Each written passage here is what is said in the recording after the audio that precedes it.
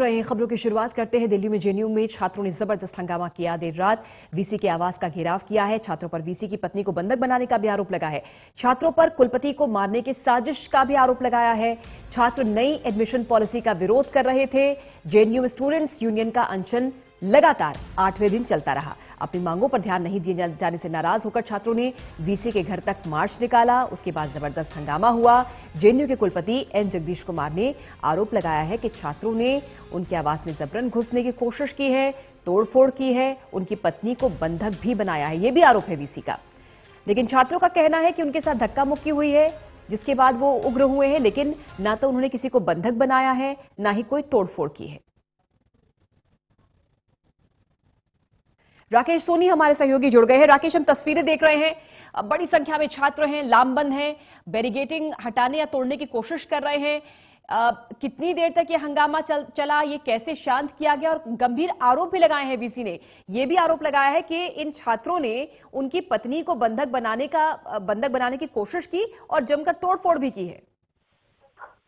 बिल्कुल पूजा, देखिए ये जो घटना है कल शाम की है और तकरीबन 2 से 3 घंटे तक जिस तरीके से, क्योंकि पहले मार्च निकाला जाता है जेएनयू कैंपस के अंदर, एक पैदल मार्च निकाला जाता है, क्योंकि ये मार्च जो है 24/7 से लेकर वाइस चांसलर के घर तक निकाला जाता है। और उस वक्त जो वाइस चांसलर होते हैं वो घर पे नहीं होते हैं, तो उनकी पत्नी को बंधक बनाने की कोशिश करी जाती है। और घर के अंदर, क्योंकि जो तस्वीरें हैं ये घर का दरवाजा है, जो उसको धक्का लगा के तोड़ने की कोशिश करी जाती है। और कहीं ना कहीं वो इस मंसूबे में कामयाब भी होते, क्योंकि जो लेफ्ट समर्थक है वो काफी ज्यादा थे। 400 से 500 की तादाद में ये जो छात्र थे वो सभी लोग थे। और सभी ने यानी कि कहीं ना कहीं इस कैंपस के अंदर से वीसी के घर के अंदर घुसने की कोशिश की थी। हालांकि उस समय वाइस चांसलर घर पे मौजूद नहीं थे, लेकिन उसके बावजूद भी पथराव किया जाता। उस पथराव में जो उनकी पत्नी है वाइस चांसलर की, वो भी घायल हो जाती है। और उसके बाद भी जिस तरीके से, क्योंकि भीड़ काफी ज्यादा, क्योंकि 400 से 500 के करीब जो ये छात्र थे, और जिस तरीके से क्योंकि जो सुरक्षा कर्मी थे वाइस चांसलर के जो घर के पास जो सुरक्षा कर्मी थे वो काफी कम थे, और कहीं ना कहीं ये लोग जो सुरक्षा गार्ड थे वो नाकाम थे। और सबसे बड़ी बात है जिस तरीके से, क्योंकि रोल बैक को लेकर ये मांग करी जाए थी पूजा की, जो रोल बैक है, क्योंकि जो एमबीए की जो फीस है वो तकरीबन 12 लाख रुपए के करीब है, उसको कम करने को लेकर ये जो छात्र है अनशन पे बैठे हुए थे। और उनकी मांग थी कि वाइस चांसलर इनसे मिलने आए। ये वहां पर जब वाइस चांसलर मिलने नहीं पहुंचे तो कल इन लोगों ने पैदल मार्च निकाला और उसके बाद वाइस चांसलर के घर का घेराव किया और वहां पर इन लोगों ने तोड़फोड़ करी है।